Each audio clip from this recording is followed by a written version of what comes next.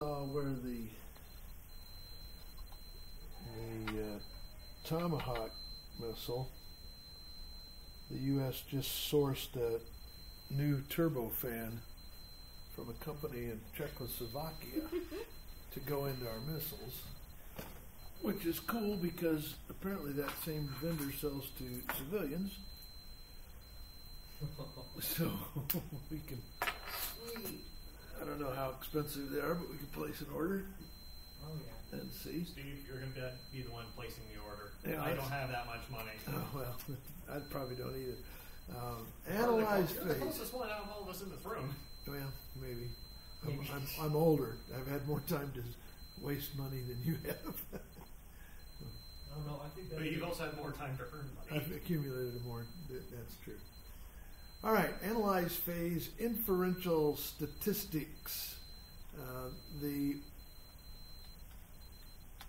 concept of inferential statistics will just kind of maybe read their definition. And the act or process of deriving logical conclusions from premises known or assumed to be true. The act of reasoning from factual knowledge or evidence. All right, that's what inference is. And we know that. We use inference all the time, and we even call it that. So inferential statistics, to draw inferences about the process or population being studied by modeling patterns of data in a way that accounts for randomness and uncertainty in the observations. So what we are doing by drawing inferences means we are trying to predict what's going to happen in the process. So this is the part that can endear the quality management person, or you as a Lean Six Sigma practitioner, to your boss, because bosses all want to know what's going to happen in the future. And while we don't know what's going to happen in the future, none of us, with inferential statistics, we can make some predictions. And we have some confidence of data behind us saying, based on this data of what happened this entire last week, we can predict what will probably happen this next week based on normal random distribution and of events or occurrences or results. And so inferential statistics can really be the closest thing to a true crystal ball that a business owner has. And so if we can parlay our knowledge and show those individuals on the management teams what data is showing us and what we can learn from data, we can really help craft future outcomes to get better results than we're getting now. And I think they have to realize is this is what I'm telling you. This is not what I am telling you. Right.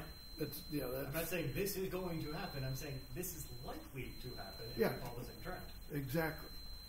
But we can draw those conclusions, descriptive statistics are the pieces of evidence of what has happened, and inferential statistics is the conclusions that we can draw for tomorrow in terms of probability, and that is an important element that our competitors might not have. They might have it. I mean, they have it available, but they may not be using it. And so if we're using it, competitors aren't, we can win. So some of the questions that we would work our way through in inferential statistics is, what is it that we want to know? What tool is going to give us what we want to know?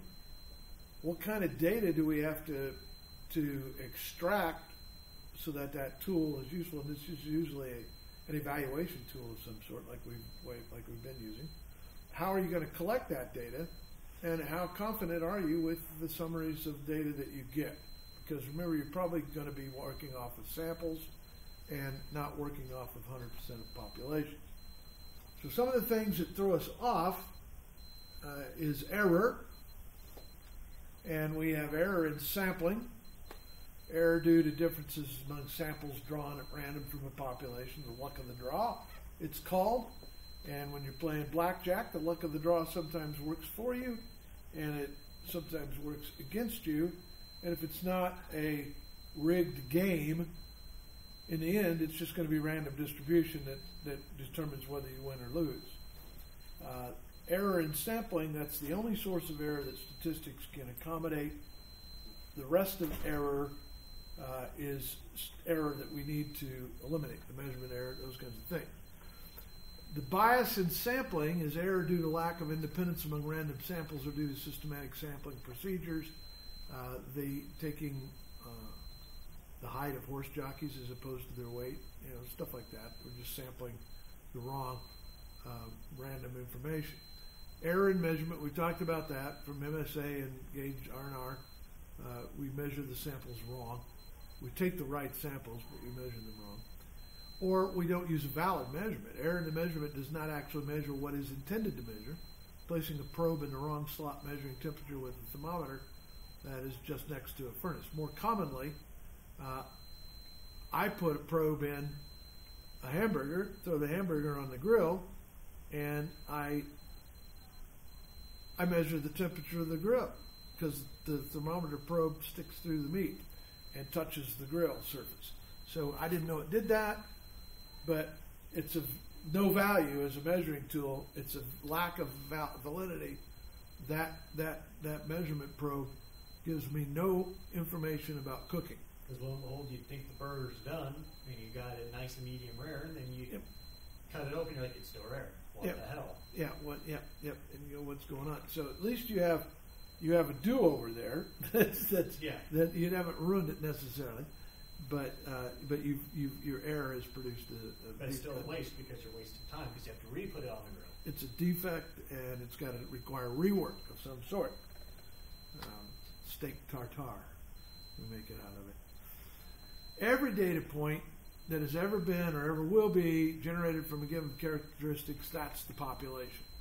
A sample is a portion of that, or a subset of that population at one time or over time, and an observation is one measurement. So we deal with all of those, but understanding what the difference is between an observation, a sample, and a population is important. Significance is all about the differences. The practical difference and the significance is the amount of difference, change, or improvement that will be of practical, economic, or technical value for us in our process, the amount of improvement required to pay for the cost of making that improvement. So sometimes we can get better at a cost that doesn't make any sense. So we choose not to get better because of the enormous cost that we might incur in order to get to the one very next level. Statistical difference is significant, and significance is the magnitude of difference or change required to distinguish between a true difference, a true change or improvement, and one that could have been occurred only by just luck or chance. Difference in twins, that doesn't matter. And so the practical difference and the statistical difference we will deal with. Our mission is to reduce cycle time, reduce error rate, reduce costs, reduce investment, improve product service, improve test results, improve throughput, improve lead time, increase the productivity of the lab, wherever it is that we're working, and maybe change the output metric of some sort of what we're capable of doing. In statistical terms, when we're doing that, we need to move the process mean. And we need to reduce the deviation or the variation, the range of movement in the data. And so we're going to make decisions about key processes of what it is we need to adjust in order to get a better handling on it. And by definition, are taking some chances when we do that. We're taking risk of it not working, risk of us having chosen the wrong thing, the wrong factor that we're looking at or measuring, the wrong variable, the wrong X. So how do we know that we really changed it. It's just we didn't get another random result. That's something that is important for us to have a handle on. The central limit theorem, we brought that up earlier. The central limit theorem is going to help us understand the risk, and it's going to become the basis of, because when we do things over and over again, they tend to, the mean tends to repeat, and we're going to use that in our statistical inferential statistics. So we can shift the mean, reduce the variation, and if we do both, we can really make the process profitable in most cases, because we are not throwing any of it away. So imagine you've got population, the individual values of population form a distribution. You take a sample of some of those values to calculate the mean. Keep taking samples and calculating sample means, plot new distributions of those sample means. In time, the central limit theorem says the sample size becomes large, a new distribution, the sample mean distribution, will form a normal distribution itself, no matter what the shape of the population distribution is of the individual. So, if we take a bunch of samples, take the mean of those samples, and take the average of those means, central limit theorem says now we have a normal distribution, and we can make business decisions from that. So essentially, eventually the process will stabilize itself. Yep. Throw enough data points in there, eventually they'll stabilize. That's right. That's exactly right. Keep working at it. And we can see it from here. I got a population, string of numbers, you could add them up, but they're a population that range from 3 to 14. The lowest number being 3, the biggest number being 14. I take a sample of 5 of those numbers. And in the first sample, I take the mean of that at 7.4.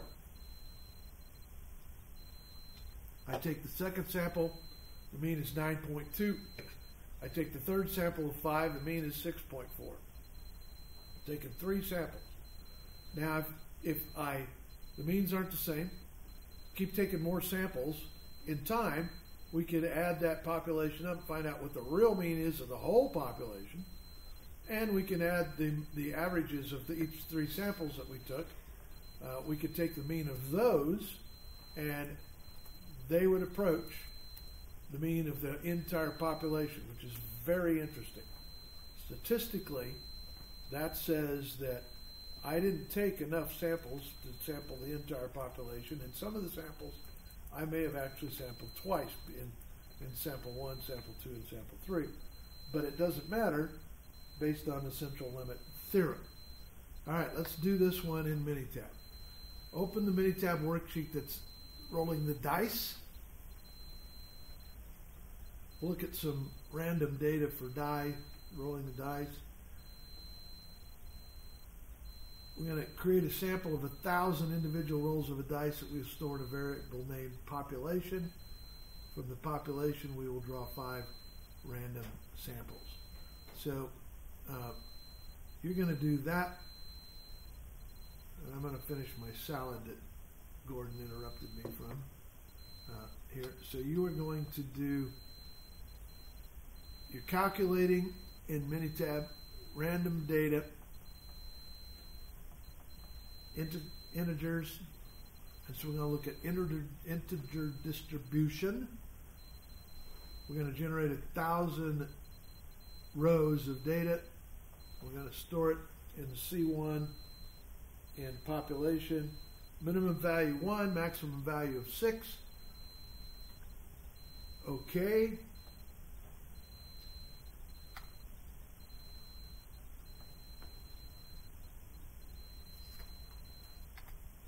And then you will get in calculate random data sample from columns. You're going to sample 5 rows from population, from C1, and you're going to store those in sample 1. Okay.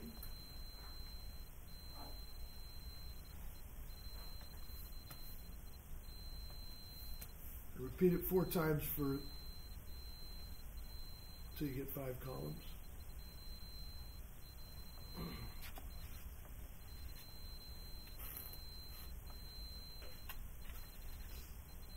Can you go back one? I was still trying to get to diagram. Yep. Calculate random data, integer data.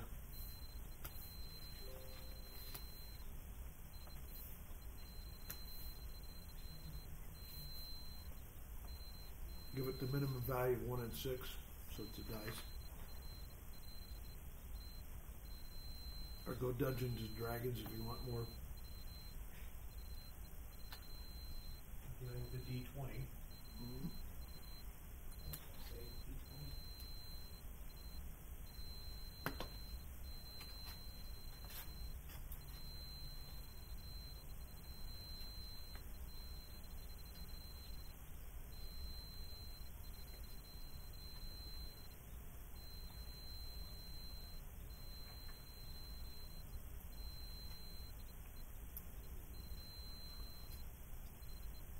And then you're going to calculate the mean and standard deviation for each column and compare the sample statistics to the population. And you're going to do stat, basic statistics, display descriptive statistics. Let it do its thing.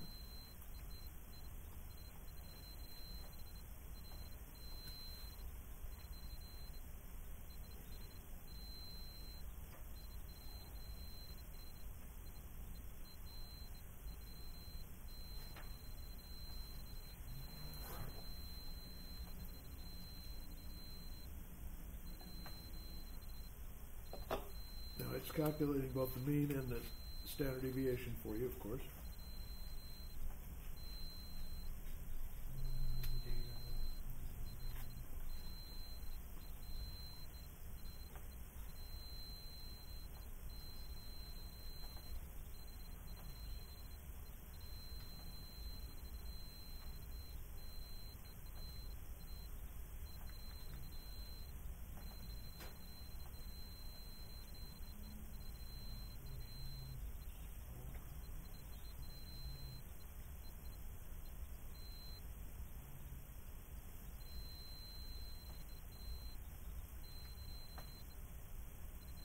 So if you're subtracting the lowest from the highest on the mean with the 5 observations of 5 samples each. So what was supposed to happen negative-wise? Because nothing changed. Say that again? Nothing ended up changing for me when I did that. Well, you created a population of 1,000, right? Yeah. On column C1. And then you did your 5 samples of 5. Yep. All right. And then you are going to do stat, basic statistics, display descriptive statistics. You see that's up there on that slide, the instruction. And that should give you this data sheet.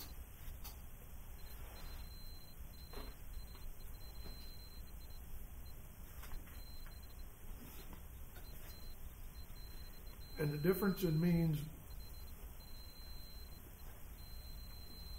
And then for display one, descriptive statistics. Okay, yeah, it goes stat, basic statistics, and then display descriptive statistics. Yeah, it brought up a little window for me to select, like for variables, by variable. Unless I hit the wrong button.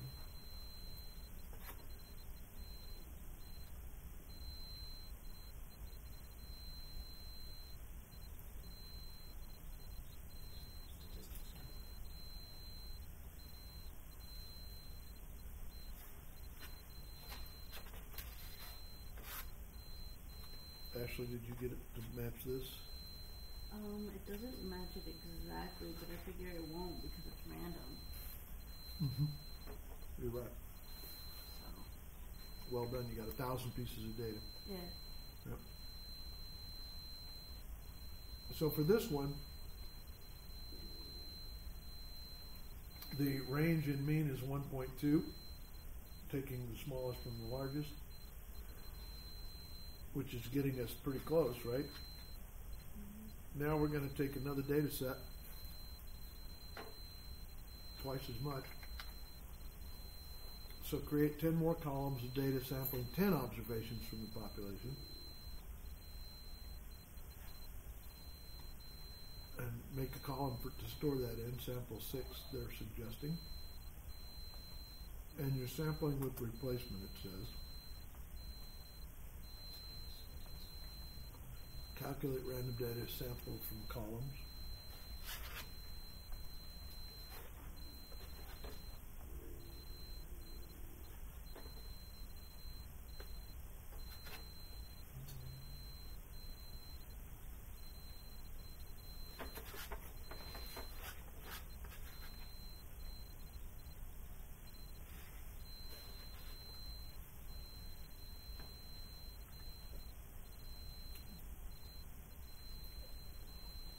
Now you're going to calculate the mean and standard deviation for each column, this new columns that you got, and compare that. And because you've got more data now, the range and the mean is dropped from 1.2 to 0.9. So it's headed in the direction of essentially no difference. With 10 observations, the differences between samples are now much smaller.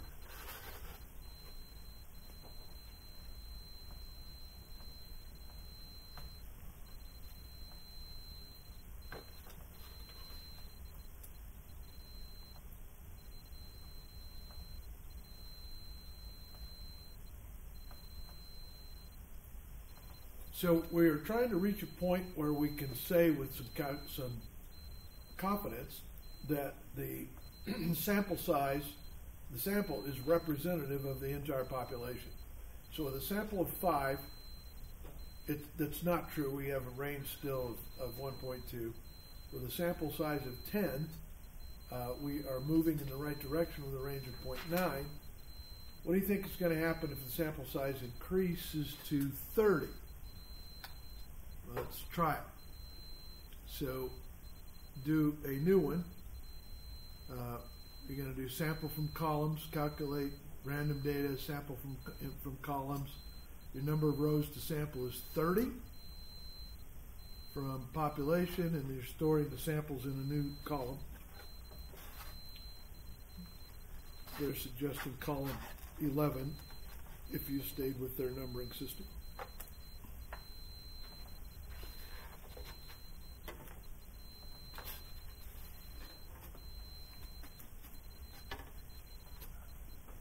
So, display descriptive statistics, the variables you're going to pick, sample 11, 12, 13, 14, and 15. And the N is 30. And with those, the range and mean now drops to 0.63, which is moving towards accurately reflecting the sample of the entire population.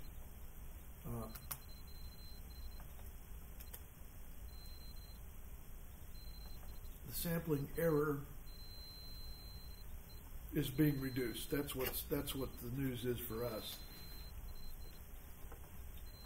As we're coming up with a closer approximation of the entire 100% of the samples, and we're doing it with only sampling. There's 1,000 samples you created of observation, 1,000, and we're only looking at 30 of them. But those 30 are now enough for us to get within a 0.63 of what the answer for the entire population, which we can calculate.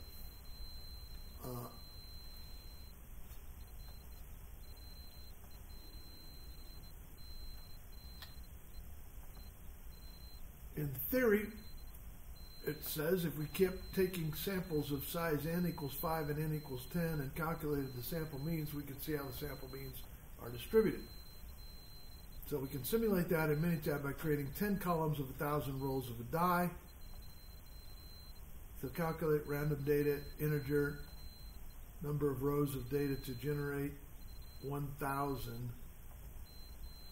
That's not right.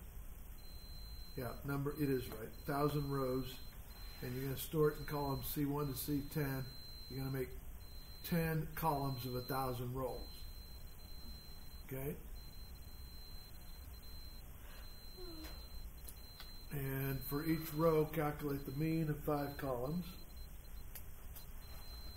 So mean, row statistics, calculate row statistics. Input variables C1 to C5. Store result in mean 5. It's asking you to label a column mean 5. So repeat this command to calculate the mean of C1 to C10 and store the result in mean 10 all the way.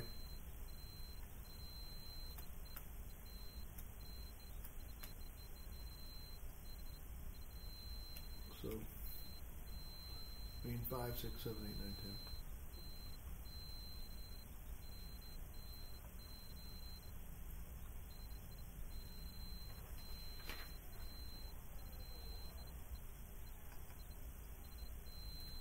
You're going to have 1,000 averages of sample size 5 and 1,000 averages of sample size 10 by the time you're done.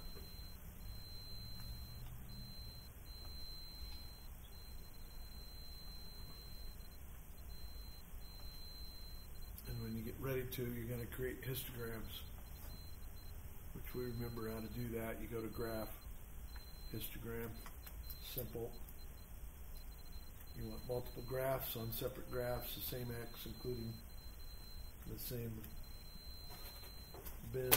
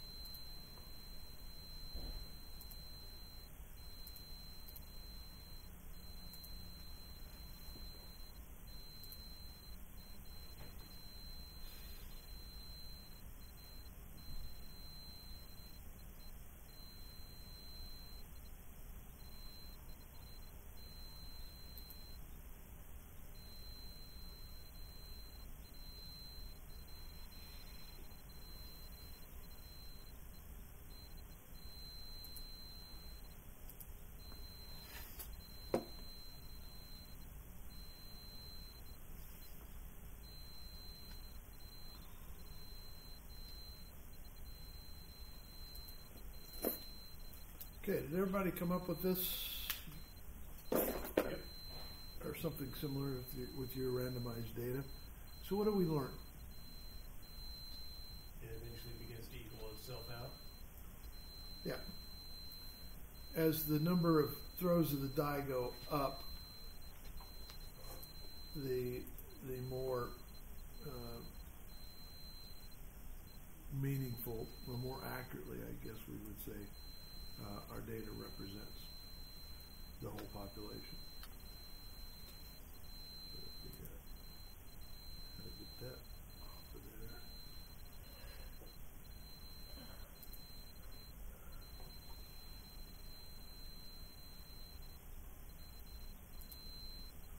All right. So there's several things that we learn as we do this. As the sample size increases, the number of rolls of the dice from 1 to 5 to 10, there are 3 points. The center remains the same. The amount of variation decreases. The shape of the distribution changes. It tends to become normal, and it gets tighter. The mean of the sample mean distribution is represented here on the slide. The good news, the mean of the sample distribution is the mean of the population.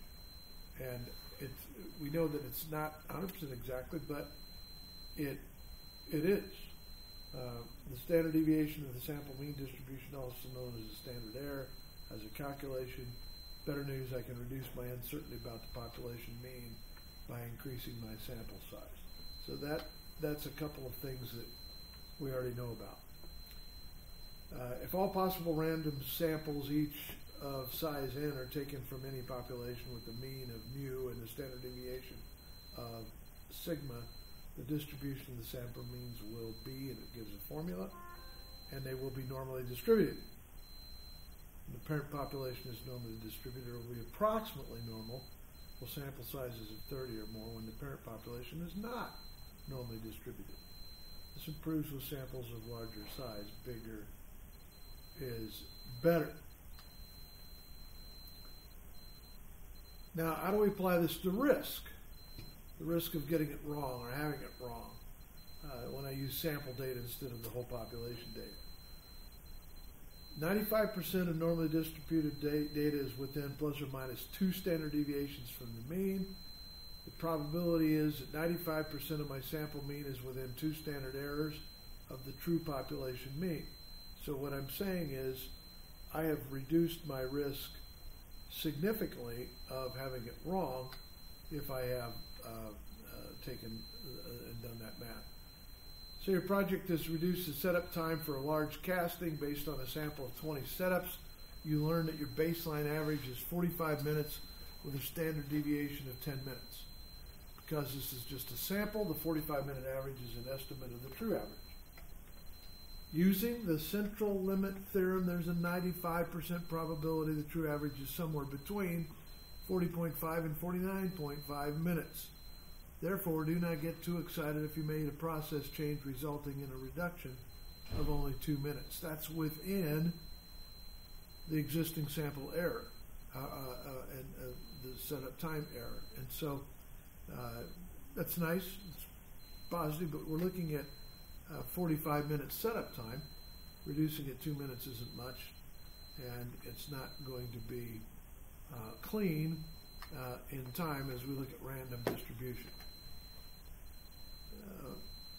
When taking, a sample, we're estimating the true mean. All we know really is that the true mean lies somewhere within the theoretical distribution, plus or minus in 5%, really, 95% confidence.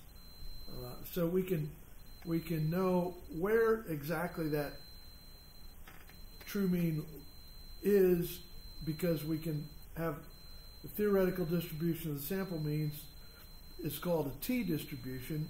It's analyzing using a t-test. Remember we had the z-distribution and z-test. Now we're introducing a new one called the t-test, which they measure the significant difference between means. Theoretically, there shouldn't be a difference between means in the same data as we look at it. The standard deviation for the distribution of means is called the standard error. We see a formula for it here. And guess what? You don't have to memorize that because Minitab's going to do what? Do it for us. Yeah, it'll do it for us, which makes us all happy. The rate of change in the standard error approaches 0 at about 30 samples. So why we pick 30 samples is that we find that you're having less and less error when we get more and more samples. But if we're approaching 0 at 30, why do 60? You know, you're going to be closer to 0 error. Well, if approaching 0 is okay, it's satisfactory for your team, then don't go past that. Just stay there. You've got a validatable amount of data that you're collecting, and more data is not always going to give us more answers. It's always going to create us more work, though. So use the proper sample size for the population we're looking at. In most of the cases, if we target 30 samples, we probably will be, as you see on this graph, will be approaching no standard error. And the t-test and the z-test start to equal, by the way. So at this point, you should be able to explain the term inferential statistics, understand the central limit theorem a little bit, describe what happens, what impact sample size has on your estimates, and explain standard error. That takes us to introduction to hypothesis testing, which we've all been waiting for, and I think it's late enough in the day that we shouldn't start now. We'll start on Monday, and it's a short week for us this week, thankfully. We have some homework for Leslie in reviewing the video of the class and doing these things on Minitab to catch up. But we have got a video or two that are left from the MIT, and I want to make sure that we have a chance to watch those.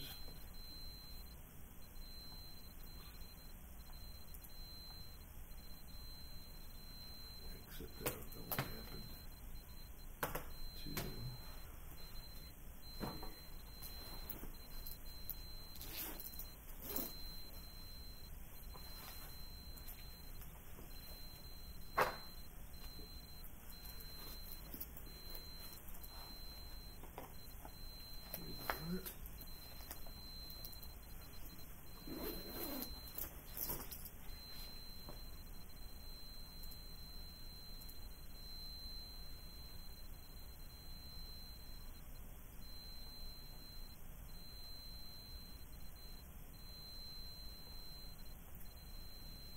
I am reasonably real sure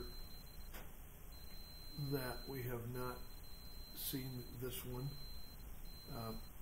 but if it's that I wrote the number down wrong and we have, please let me know, and we will go to the next one. I thought that there were two left, and that this is one of the two. So let me get some volume turned up. Maybe I cannot get volume turned up.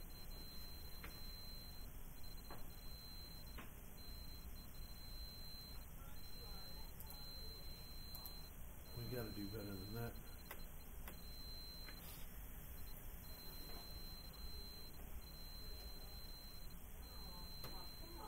Is that there's two major aspects of these kinds of systems. One is this kind of just-in-time production that we typically see, which we talked about in the New Balance plant tour. But the second and equally important component of these kinds of systems. The following content is provided under a Creative Commons license. Your support will help MIT OpenCourseWare continue to offer high-quality educational resources for free. The heart of Lean.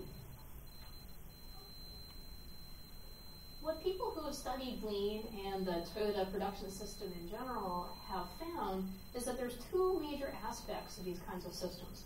One is this kind of just-in-time production that we typically see, which we talked about in the New Balance plant tour. But the second and equally important component of these kinds of systems is the respect for human system that exists. And you heard, again, in our New Balance plant tour, you heard Claudio talk about the immense respect that they have for their employees and how employee involvement is valued and encouraged in his organization. Now, the trouble is, for a lot of folks, and engineers in particular, you know, we think about the people parts of the problem, and we sometimes see these as really challenging. And this is a quote from a gentleman at Northrop Grumman who's fairly high up in their management, and he sums it up very nicely by saying, the soft stuff is the hard stuff. The soft stuff, which is usually thought of as the people issues, is often seen as some of the hardest challenges in an organization. And he's very true, but it's one of those important items to work on when you think about making an organization lean. So in this section on people, we want to have you achieve the following 3 learning objectives. The first is to be able to explain why people are key to improving productivity in an organization. The second is to make you realize that effective communication, shared goals, and knowledge, and mutual respect lead to improved organizational performance. And third, we'd like you to be able to participate as a member of a team in order to achieve a productive and positive outcome. So to get us kicked off on this discussion, I'd like you to think and reflect on the most important things that contribute to your job satisfaction. So whether you're a student or whether you're currently working, think about what it is that makes you very satisfied with your job. And I'd like to ask for some volunteers to tell me, first of all, what's the most important thing? Let's start off with that. I'm going to start to make a list on the board. Yes.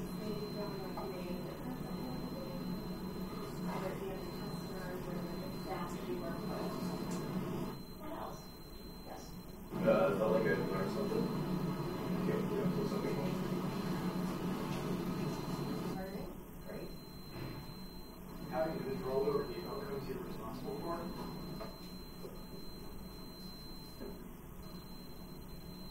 And having room for creativity.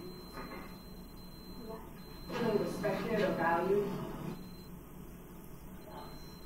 Yes. Making connections with individuals and with the community. Connections with the relationships with your coworkers, customers, everybody. With my patients and students that I work with, but also connecting with the needs of the community in general. I guess with my colleagues, although that's every day. No.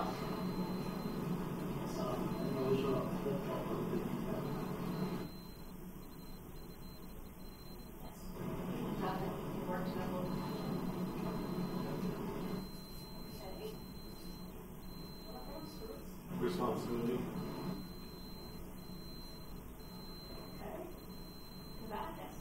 Okay, I know before I chat about it, the financial incentives. financial incentive, salary? Yeah. All right, Good money. let's call that what it is, salary. Great, we know what that means. Go ahead. Having the time to do my job right the first time and feeling like I didn't want to leave errors throughout the day. So adequate time. What else? Working hours. Your hours. So take a look at the list we have here and think if the most important thing that contributes to your own job satisfaction isn't on this list, and you'd like to raise your hand and tell us about it, that'd be great. We'll add it to the list. Otherwise, we might start to winnow it down. Lack of stress. Stress-free environment? Reduced stress. Okay, so low stress, reduced stress. See that? Defined fatigue. Yes, and that. Sort of related to hours for work-family balance. Yes. Feedback. Feedback from your supervisors. Okay, great. Do you have any one more burning last suggestion? Yes? Environment. Working environment. Okay, so take a read through these. And what I'd like to ask you to do now is each person take a voting strip of dots. They should be distributed on your table. What I might ask you to do is just come up to the board and place one dot next to each of your top 3 items. So you get to vote for 3 as the most important things that contribute to your job satisfaction. So when you're ready, just head up to the board and place your dots on the line. And yes, you do have to vote for 3 separate items. You can't put all your 3 dots on one particular row. So go ahead when you're ready, just come up.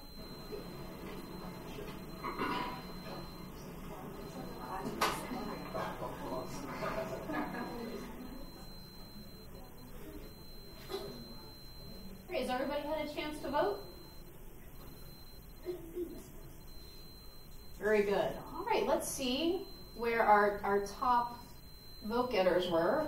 So it looks like work-family balance is up there, as is making a difference. Let's see. So it looks like salary gets up there too as our top three there. Okay, excellent. So I think it's making a difference by quite a few lengths there. Work-family balance and then salary. So let's see how some of your answers as a class compared to some studies that have been done. And this is just one sample that's actually been done by Boeing. It's some of their employee satisfaction surveys. And what you see here on the chart is the x-axis here, and the placement of these items shows the correlation or the strength of association with a high-performance work environment. Really the things that are making employees perform really well. And you'll see things like encouraged to come up with new and better ways to do things, involving them in decisions, improving my skills or learning, as we called it here in class. Conditions allow me to be productive. We also talked about that. Someone made that suggestion. These are all things that have a much higher correlation with having a high-performance work environment than things on this side. And notice pay is sort of farthest from people's job satisfaction.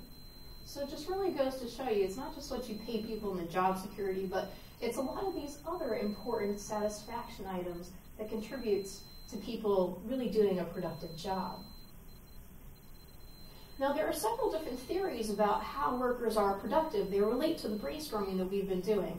The first is usually called Theory X, and it was one of the original management theories, and it's based on the premise that workers don't like to work, so they must be made to work. So you have to enforce harsh rules and lots of motivation to get them to overcome this general human desire to not work.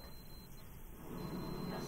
Yeah, I have a thought. I think that salary and pay, I think why that's example, yeah, why this one might be a little different is because on the average, I want to get a bulk of the work has already been paid good enough to take care of themselves and their families and all that. So if you're paying someone a salary that is not able to take care of himself or is not able to pay his bills and all that, I don't think it won't be an issue. And I don't think, so I think this might not really be a very good example because if you look at the average pay, the lowest pay here might be something very tangible. Sure, and I think I would agree with you. There's a function of some base level of pay, and perhaps one of the reasons why salary sometimes shows up in this environment is more important than on some of these other surveys that have been done is because we have a number of students in the room, right?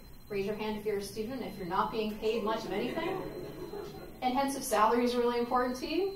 But as you suggest, when you go out in the workforce and you are earning a salary and putting food on the table is not as concerning for you as it might be when you're not getting salary as a student, some of these other items really become important. So after a while, if you're trying to create a high-performing work organization, it's not so much increasing people's pay as it is focusing on making sure there are all of these other conditions. And sometimes people think it's easier to just pay people more, and that doing this is harder, but it pays off much higher. All right, so back to our worker theories, which comes into play a bit with your comment as well. So we started out early management theory with Theory X.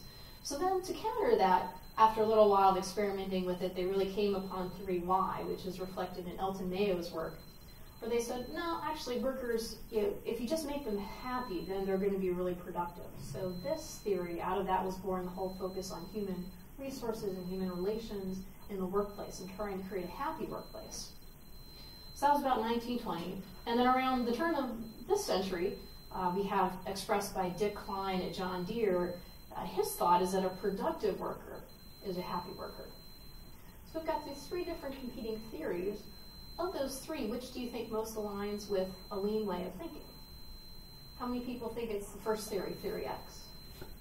How many people think it's the middle one? How many people think it's the last one? Very good. That's the way we think too. We think that Dick Klein's thought about a productive worker being a happy worker really is the way that things are. And to try to illustrate some of the links between employee productivity and company performance, we want to take a case study here on Southwest Airlines. And just to give you some brief background on Southwest as a company and put them in context, they are one of the best, well, they really are the best performance of major U.S. domestic airlines, and you can see their profitability metric here on the chart. Southwest is in blue, which is far above the red, which is an aggregate of all the major domestic airlines and their profitability over the past couple of decades. And in addition, Southwest has made an operating profit every year for over 30 years. Now, this is a big achievement for an airline. No one else has this record, and many, many times, many years, many airlines are at a net loss. A few more items about Southwest. You know, they are one of the safest airlines around. They did have a very homogeneous fleet until they merged with AirTran, and that simplifies some of their training and maintenance and logistics items. They've never laid off any employees, even after the events of 9/11. They are the most highly unionized U.S. airline, even though there's some perceptions out there that there's no unions on Southwest, because after all, those Southwest employees are so happy and the company's doing so good, surely they don't have unions. That's not true at all. They're highly unionized. They have a point-to-point, which is different than a hub-and-spoke route structure, and many of the other airlines in the U.S. operate on a hub-and-spoke route structure. You can think of it a little bit more like batch and queue and continuous flow, a little bit different. They consistently offer some of the lowest fares that are around. They're liked by investors and employees and customers, I should say. And so you might ask what makes Southwest so successful in its business. And Professor Jody Hoffer-Gattel, in her book, The Southwest Airlines Way, which resulted out of her PhD work here at MIT, she argues it's because of Southwest's organizational competency, and it's characterized by shared goals, shared knowledge, and mutual respect. And she calls these three things relational coordination. And she says that shared goals helps the employees to align and prioritize the organization's success over doing their job or succeeding at just their job. The second item of relational coordination is this element of shared knowledge. So if everybody has the same kind of knowledge, then you have visibility of the overall work process and not just your little part on it. So you can help see the linkages between what you're doing and what someone else is doing and be able to create overall a more efficient and effective system. And lastly, this third element of relational coordination is mutual respect. And that helps to reduce some of the barriers between employees, employee groups, and helps them cooperate more effectively to get the job done. And all these three elements of relational coordination really couldn't happen if it weren't for the underlying practice of effective communication. This effective communication is particularly one where people are communicating about the problem itself and not really worried about assigning blame when something bad goes wrong. So if you think in your own work environment, you may be able to think about some people that you interact with perhaps who are very good at thinking just about the problem and trying to separate the people out from it. And then you may also know some people who tend to focus more on blaming somebody when something goes wrong and not really focusing on what went wrong and how we can fix it, but really who might be responsible for it. That's not as effective communication as we could be. Other elements of what makes communication effective: frequent, timely, open, honest. Very, very simple description. Not as easy to achieve, but very simple to try to understand.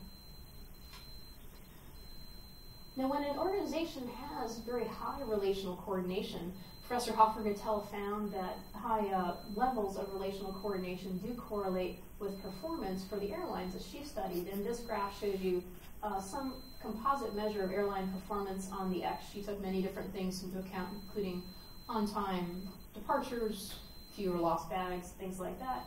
And then she has relational coordination as measured by another amalgam of a bunch of different measures that she created in her research. And each of these dots is a number of different airlines in different locations around the country. There are two here shown from Southwest, and the others are for 3 other different airlines. But you see the general trend. As we increase relational coordination, we tend to see the aggregate performance increase. So we've seen how relational coordination works and increases performance at airlines. But you can apply this concept well beyond the domain of airlines. And it really applies, she says, in any setting where there is task interdependence, so there may be handoffs that take place requiring feedback and iterations, or where there's uncertainty and there has to be continual adjustment of plans and updating, or where there are time constraints, and so you can't just wait while you try to fix a problem. Now, I want you to think about what you think of when your careers are going to unfold and the kinds of industries you all anticipate being in. And tell me if you think you are ever going to spend your time in an organization that does not have one or more of these elements in it. I suspect not. I suspect you're all going to find yourself in organizations where these are critical elements. And so this notion of relational coordination is one that would translate equally well into any environment where these items exist. So one example is healthcare, obviously. Another one that we talk about is product development.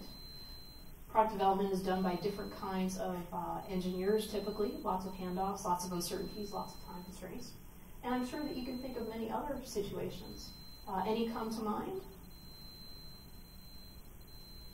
Yes, Fabrice. Government programs. The government invests in industry to develop something, such as standardization. Everybody's Excellent. Yeah, great example. There's lots of different products being developed under those circumstances. All right, let's look at one particular example, translating relational coordination into another particular environment. Professor Hoffer-Gattel then went and said, well, let me see if this really does translate into other environments. And so she went and studied healthcare environments to see if these same elements of relational coordination correlated with elements of performance. And just as you saw with the airline chart, the same kind of pattern starts to appear in the healthcare industry here. So it's not only do we suspect that this notion of relational coordination translates, we actually have yet another study in another domain, which does show that we see increased levels of performance with increased instances of relational coordination. So in order to achieve relational coordination, Professor Hoffer-Gattel looked at various practices that were in place at Southwest Airlines, and she identified and codified 10 different ones that underlie being able to create an environment where there was good relational coordination, which then led to having very good performance outcomes. And you can read them here, they're in your notes. Lead with credibility and caring. Hire and training for relational competence, and not just for other factors. Bridging the work-family divide, recognizing that that's something important for employees. Measuring performance broadly, making unions your partners. Building relationships with your suppliers. Keeping jobs flexible at the boundaries. In addition, creating boundary spanners who are crossing different parts of the organization. Using conflicts to build relationships and to learn and grow. And investing in frontline leadership. That's not the leadership at the C-suite of the organization, but those who are right on the front lines for Southwest, maintaining your planes, manning the gates, and interacting with customers, and so on. And then the outcomes that Professor Hoffer-Gattel found relational coordination leads to is higher reliability. So this was judged for airlines by better on-time performance and fewer lost bags, as well as greater customer satisfaction and shorter turnaround time, which is really important in an industry like air transportation, where you have very expensive capital assets. And the more time they're used, the greater return you're getting on them. And the more time they sit idle at the gate while they're waiting to be cleaned and you're offloading and unloading passengers, it's not generating any revenue for the organization. To turn to an example from healthcare, this shows you, reflects back on that chart that I showed you 2 slides ago with the coordination between relational coordination and performance, and hypothesizes that if we were able to make a 100% improvement in various work practices that underlie relational coordination in hospitals, so if we were to double our measure of relational coordination, our improvement in these work practices, we would have some kind of almost 50% increase in relational coordination, which would then lead to significant increases in patient satisfaction and decreases in the length of stay, which are all very good things because these are what hospitals and healthcare settings tend to measure, right? Healthcare folks? You're probably measured on those. It's also interesting to me to note that, well, just because we increase our relational coordination doesn't necessarily increase people's freedom from pain or their mobility. This is a joint unit that was studied in this particular focus area because these are really more related to the types of treatment that you're giving. but these are elements that are really being measured in the hospital setting. So just to conclude our discussion about Southwest and the power of workforce productivity, some of the benefits that you see, we've got bigger revenues that are generated from not only satisfied customers, but better utilized capital assets here. And we have reduced costs from lower employee turnover if they're productive and satisfied, and not having people sit idle. Wasted human resources. It's a very bad thing.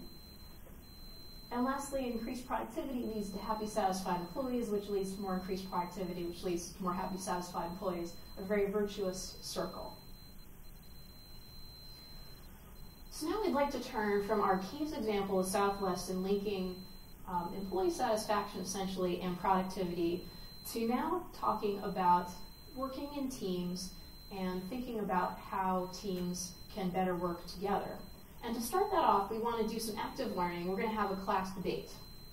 So the objective here is you're going to have a time constraint, and you're going to have to articulate a clear and concise message, on one side of the debate or the other. That's your overall objective. But while you're doing that, we want you to observe a couple things about the team dynamics. We want you to think about how differing viewpoints in your team affect their work. We want you to think about the process that's used for your group decision making. And lastly, we want you to think about how completing the task depends upon the personal feelings of your group and the process. Okay, so there's two things you're doing. One is you're making this argument, and two, you're stepping back and observing the whole process while it happens and taking notes on both of those. All right, so here's our debate. So the early bird may get the worm, but it's the second mouse that gets the cheese. So the bird's proposition here in this debate, putting it in a lean context, early adopters of lean thinking gain the greatest competitive advantage. But then there's another side of the debate that goes something like this, that the second followers, people who are not the first, the second followers of lean thinking gain the greatest competitive advantage. So either of those points could be true, and we're going to assign the tables to be various points of view, and you're going to have to argue for one of these two different propositions. All right, so I'm going to go and assign tables. I'm actually going to make you birds, mice, and birds in the back. And what you have to do is I'm going to give you 8 minutes to work on formulating a 60-second or less argument in support of the proposition you've been assigned. And you also then have to come up with a 30-second or less rebuttal. Because the format's going to go, you get to make your point, the birds make their point, then the mice make their point, then the birds get to rebut, and then the mice get to rebut. So you have to write two things, your proposition and then your rebuttal. And they can take no more than 60 seconds. And you have 8 minutes in which to formulate both. And then we're going to have each team do one or the other. You won't know which until we get time, and then we'll kind of roll dice and see who gets assigned what. All right, any questions about the task that's being asked of you? All right, great, go to it. I'll give you 8 minutes on the clock.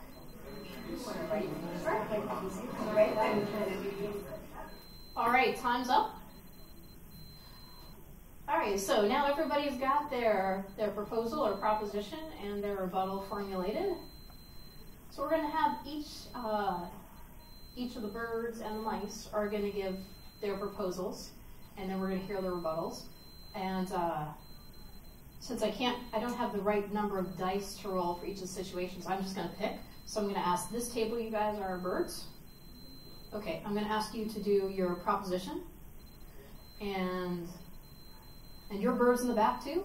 I'll ask you to do your proposition, so we'll hear the same thing from both teams, and I'll ask the remainder birds that you guys do the rebuttal.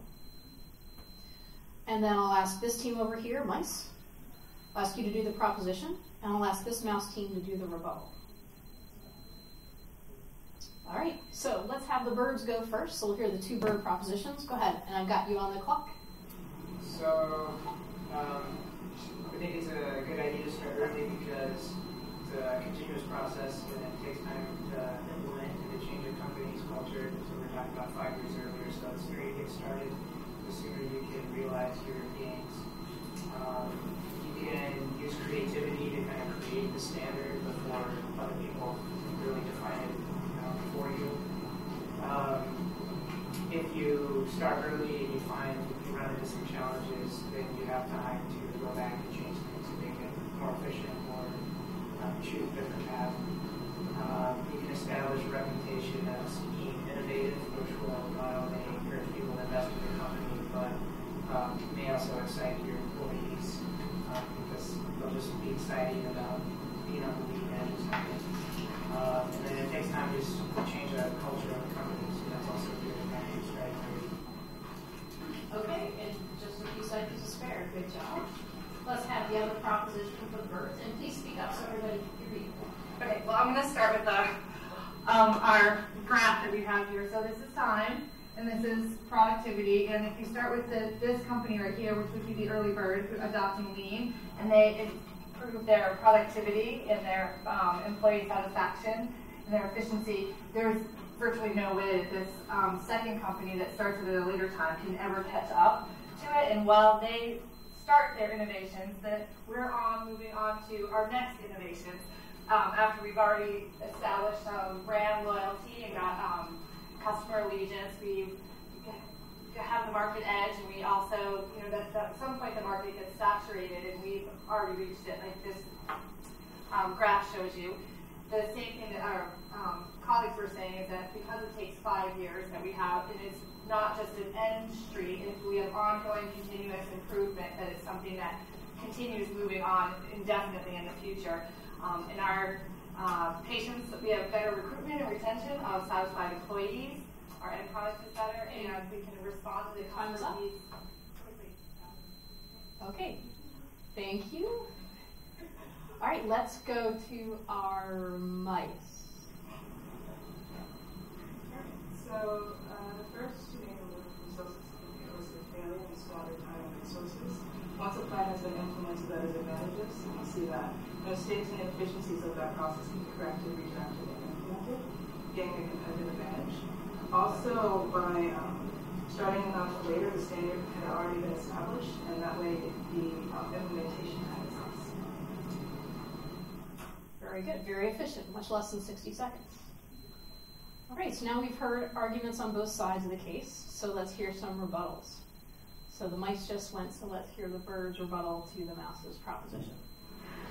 Okay. So the mice proposed that they would learn from the bird's mistakes, but so much of lean is specific to individual enterprises, both as it relates to local politics, the culture of that enterprise, the physical space, that we think that it's very specific, and what we learn in, say, VI might not necessarily be directly transferable to bringing this to mouse.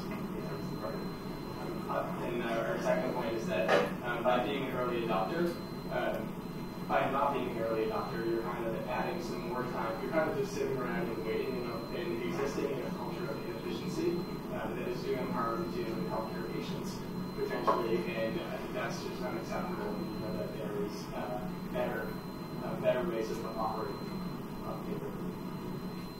Very good, no pun intended. All right, let's hear the rebuttal to the mouse's proposition. So for the mice, it's better to be the second adopter because you have an easier time getting buy-in, and that's one of the biggest hurdles because people see how it's worked in other industries, other companies, so they say, oh, we can do this. You can also pick and choose what you want and what you think will work best for your specific situation. You also have more experts to learn from because you can tap into the resources and the knowledge of the other companies, and you can see what failed. And it's always the first time it takes the most, and then you're starting from a higher point, so you can more easily reach and even surpass the point of the birds. And just to add to that, this year we just a graph showing production. And today we learned that the U.S. auto industry, and compared to the Japan auto industry, as of 1947, Japan had 5 years and 5. But in the space of about 40 years, they've way overtaken the U.S. industry. So this is a clear example that there's always room to overtake. All right, and that's actually your 60 seconds. Okay, very good. Excellent. So I'm glad that this has inspired some fires in you. So now that you've heard both sides of the argument, I actually would like you to step aside from your team propositions, regardless of what you were asked to argue for your teams, and I want you to think about the arguments and the rebuttals that you did hear, and think about which side of the argument seemed more convincing to you personally. So if you could take out your green cards and your yellow cards, and I'd like you to think if you really believe the bird argument or the mouse argument. So if you feel you believe the bird argument, raise up a green card, and if you feel you believe the mouse argument, raise up the yellow card. Just go ahead and raise it up. We just want to get a sense of the room.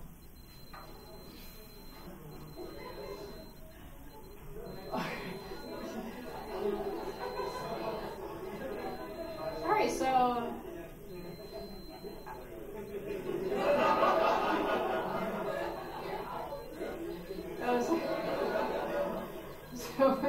do we have everybody making a decision? Somebody lost the green cards. All right, so it looks like, look around, we've got more green cards than yellow cards, right? But still, you got maybe 4-1 green to yellow. So it seems like overall you all feel that the bird argument, the early adopters of lean, have the greatest competitive advantage.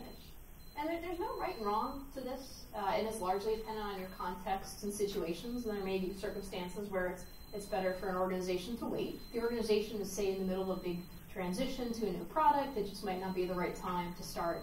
It may not be advantageous for them to think about being an early adopter. But there certainly are lots of advantages for an organization who's ready to adopt lean, to adopt it. So you might say that if you're ready, if you're able, if it's a good time, if you don't adopt lean, that's not so good, right? But necessarily being an early adopter doesn't have to help you, but it certainly can be a very good thing for an organization. So now let's turn from thinking about the outcome of this debate and whether you thought about yourself as a bird or a mouse. Let's think about the team experience itself, which was the other element I asked you to reflect upon as you're going through this exercise. So think about this common dilemma that we find ourselves in when we're working in teams, of your personal views versus the team views. Think about in your exercise here, was there adapting that you did, or was there compromising you saw taking place in the team? How were the personal feelings, attitudes, and perceptions of others handled? How did you feel it was handled for you? Did you feel anybody else maybe being uncomfortable in that situation? What about the wordings of statements? Did you, as a team, argue about how you worded things? Did that make a difference? What was the process used for your group to decide and discuss and present? Was there a process? Did you think about it? How did it unfold? And how satisfied were you with the team outcome? And I'd like to take 3 minutes for each group to discuss it within their group. And then we'll take 1 or 2 minutes to kind of give some open commentary on these issues as you discuss them in your group. If I can have everybody's attention, please, we'll get back to sharing our discussions with the class so we can all benefit from the table discussions. The table discussions are a great way to get more people talking at once. So if we just had a class discussion, we would get 1/5 the kind of conversation that we get going on with all the tables. So now I'd like to hear, though, about some of the richness of the conversations you had. So first on items of the dilemma of the personal versus team views. Which tables felt that they experienced some of those things? Yes? Yeah. Well, at the start, I sort of had a recognition from the rest of the team, but because we were assigned to a particular side of the coin, so we just had to work together, and within 10 seconds I was complete. I was what? I think we came to a very similar conclusion of saying it had it been maybe a topic like politics where everybody has a view, but you're just being people and you want to be respectful of other people's views, we might have a little bit more conflict. Whereas here, since we were given our conclusion, everyone was just trying to quickly find ways to support that conclusion together. And this table over here, where you guys had an even split of yellows and greens in your personal votes? Yeah, we were all yellow. We worked so well together that we were actually truly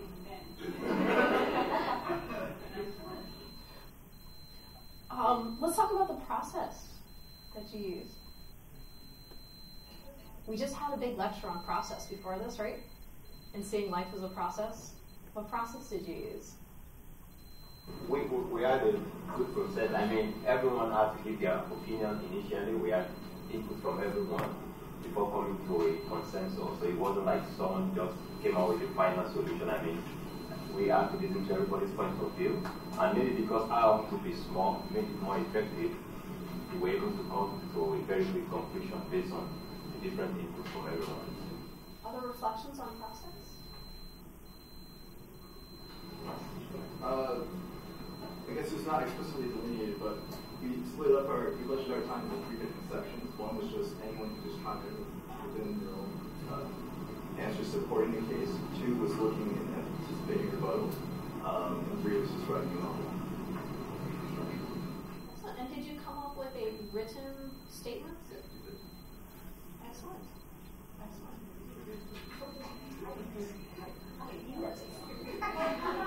How about your satisfaction with the team outcomes? Anybody unsatisfied or satisfied with the team outcomes? I'm going to hazard a guess that on balance, people seem satisfied because there wasn't a lot of storming out of the room and yelling and shouting. But if you had any complaints, however small, about your team outcomes, if you wanted to voice that out. We were mice, but by the time we were done, we all pretty much agreed on the bird view. I think we started out with the bird view. We forced ourselves to your alley last year, and then we came back to Because as soon as we started talking about the level, we realized. Which is why good debate teams work on their rebuttals a lot. Good. Okay, so let's use this exercise then to jump off into our last segment of slides here in our people module, focusing on team elements and team skills. And this chart is our transition to just remind us how people are the heart of Lean, because we have the tasks, which are what the people are doing, and you all just had a task in your exercise. The processes are how people are doing their tasks, and we talked about what your process may or may not have been, but it's all about the people. People are doing the tasks, the people are doing the process, and they sit within various organization structures that are what enable them to do their processes and tasks. And that's all embedded in a particular organization's culture, which has attributes about it that further sort of influence and enable a person's ability to do their tasks and processes. And many of the work that people do are in teams, and they're collaborating. And there's really 3 elements of collaboration. There's not just the thing you're doing, but there's how you're doing it. And then there's this thing we call affect, which is the feelings about the work. And this is what the people bring to it. It's based on your prior experiences. It's based on the culture that you sit in, organizational, national, ethnic, etc., on your own biases that you bring to what you're doing. And it's also based on your current experience and where you are. And it's both the process as well as the feelings or the affect that are supporting the task actually getting done. When you're collaborating in teams and you're bringing all these elements together of process, task, and affect, there's a lot of benefits to collaboration. You get, I think most of you would recognize these, you get more ideas, new ideas, multiple areas of expertise to bring to bear on the problem. Work is shared. It should result in some stronger problem-solving abilities and should improve things like design work and other kind of creative tasks. But there's also a lot of challenges that are involved in collaborating with teams, and I'm sure you've all run into some of those over the course of your school and work time. So what are some of the challenges you run into when you're trying to collaborate? Not shared evenly in the workload. What else? I think diversity can bring new ideas, but if our group size was larger, I mean, it's hard to accommodate everyone's ideas. So somebody might feel that, oh, my idea didn't get into the process. So it can be inefficient and unwieldy. Yeah. It takes time to develop consensus. More time consuming. Yes. We were talking about how as we go in, people are, that we're working with may not be skilled, may not know how to work in this sort of model, that they're just being told what to do. I see that on a micro level with patients, but also if you try and ask your staff to, be more of a contributor and be more responsible and also take on more credit, they may be like what you're talking about. I punch in, I punch out, I'm not a member in that way. So we have to retrain them. Yeah, people just may not have the skills to collaborate in teams that they need, either by training or just by expectations. And these are some of the common challenges. I'll just list for you on the rest of the slide ones that we think are prominent as well. You have different goals and values. We just talked about not being skilled in it or practiced in it. Sometimes you run into ego issues and people are defensive about their particular work or their ideas. There are preconceived notions that get in the way of teamwork. And then there's these differing work styles that you try to bring together in a team, and that can be counterproductive to your efficiency. Or maybe somebody worked in a bad team situation before, and that's just really hindering their ability to work together productively in future teams. So then with all these challenges, how do you meet them? What are some of your thoughts?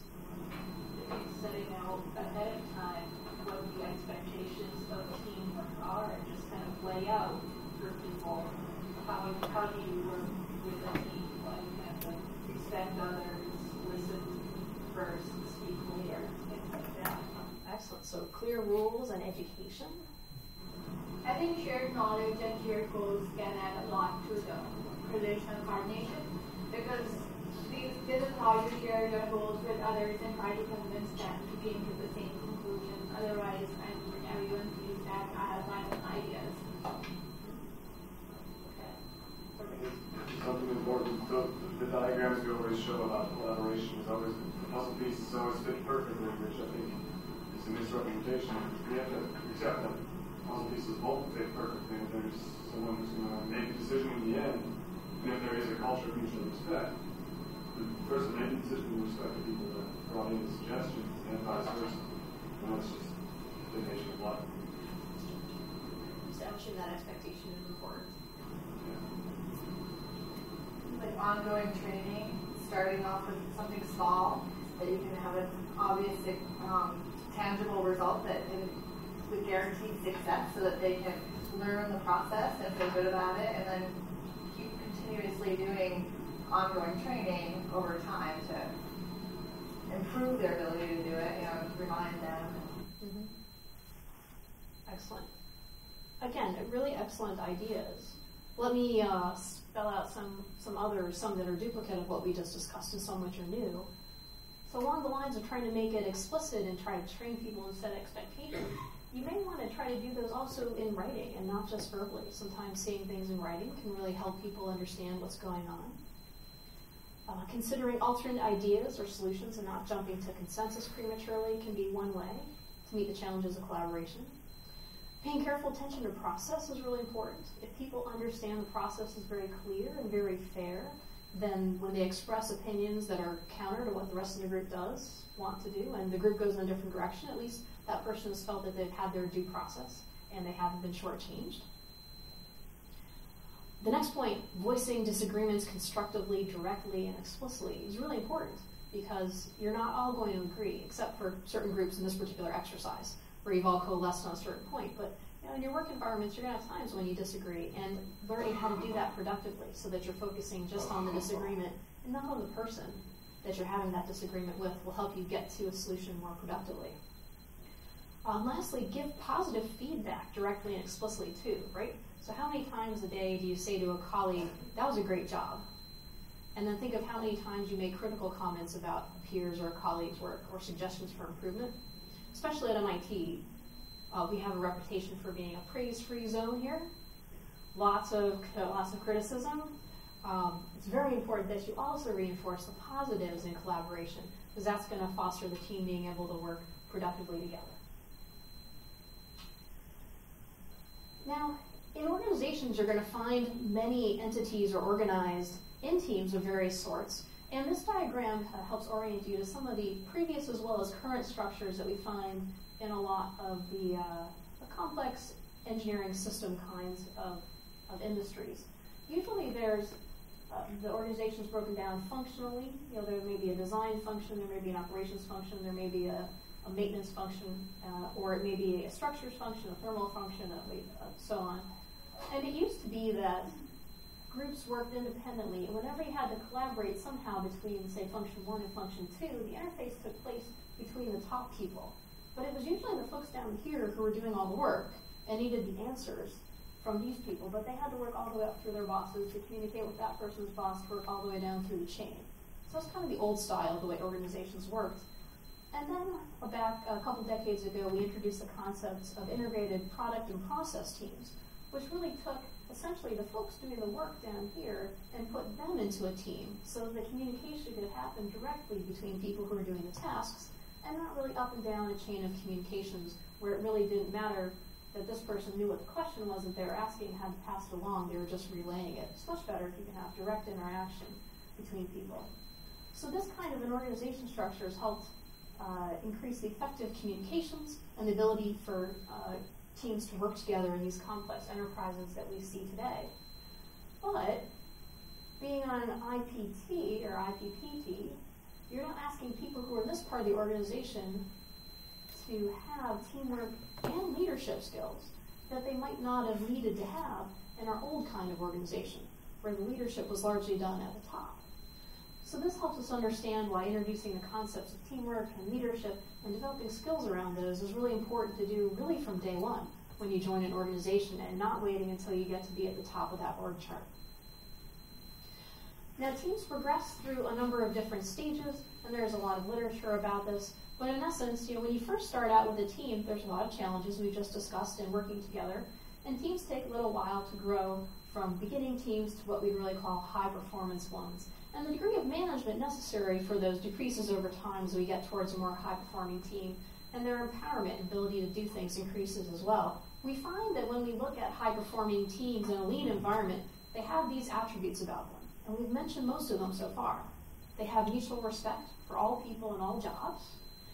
They encourage contribution by all the team members. We heard Claudio talk about that in our tour today. Different opinions are not only valued, but they're sought after and brought out. There's open and honest communication and feedback. The goals of the team are aligned. There's continuous improvement of both the individuals and the team, always seeking to do a better job. And there's a high degree of synergy and cooperation among the members. So if you're striving to put together a team that is high performing, you're really trying to work on these 7 particular attributes and trying to increase those for your team. So lastly, we'll just conclude with our chart here. People are the heart of lean. With our shared goals, our shared knowledge, mutual respect, communication, teamwork, and leadership, all the hallmarks of a high-performing lean team. And by way of summary from what you've just heard over the past module on people, I'd like you to take out one of your white index cards and take out a pen and write down for us what's the most important thing you learned from this module on people. And on your way out to the break, you can drop that on the back desk so you can take a look. All right, that was different than the lean training that we've been going through to this point. It is a requirement for us in the Lean Six Sigma Green Belt certification that we address the people component, which is what we just did in a MIT fashion. I think better having an attention problem with MIT than with me. But there was a couple of strong points, very strong points that were made in that video that we get. You have been exposed to them and understand. But one of the big jobs that we have as a Lean Six Sigma Green Belt, we can get everything right from the technical analysis and the statistical data manipulation, and we can come up with the right answers in terms of what root cause problems are that are producing the why outcomes that we're looking at. But if we don't have people skills, then we're not going to pull it off. And so people component is a very important part of working with the team that in most cases that we're on, we're assigned to a team, or we join a team, or we form a team that has members in it that we can't hire and fire. If you're working with, let's say we work with Pork Bellies on a green belt project with them, or let's say we work with Ashley's company, and we can't fire anybody on that team.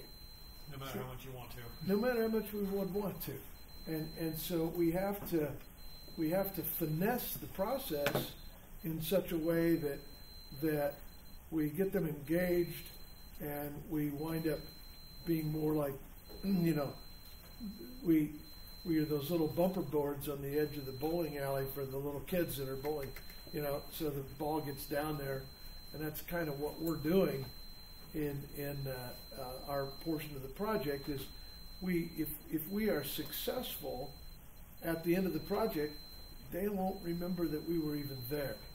We don't work for them. We don't work at their restaurant. We don't work at that company, whatever it might be. We are just an outside facilitator to make the process easy for them to improve what they're doing, and for us to be able to identify and engage the individuals on the team is a lot more than just statistical skill sets. So we have to have that little component, that little conversation for me to issue a certificate in Lean Six Sigma Green Belt. So I'm going to consider that done. We're never finished with learning our people skills. It's a lifetime pursuit, and maybe we get better and maybe we get worse. If we're paying attention, we can get better. That was a class I actually had to teach in the Army, was IPC skills, interpersonal communication skills. Really? Okay. Mm-hmm. Well, we used it to de-escalate situations in the facility. Yep. And you were probably tested daily on that. You know, with the inmates and your fellow guards. That's really true. So that's an important part of our life. It's an important part of our personal relationships. The people we love most are sometimes the people that we use our skills the least on, and we would have better relationships if we were more fluent in the human pieces. Anyway, we're done with that for today, and we are ready to start our hypothesis testing conversations. And we'll be engaging our mini-tab. I haven't forgotten about the French fry thing, so if you haven't quite finished that, you've got a little chance in the next couple of days. We have class on Monday. I will see you at 9:30 on Monday morning. Have a great end of the holiday weekend. Thank you. Thank you. I shall.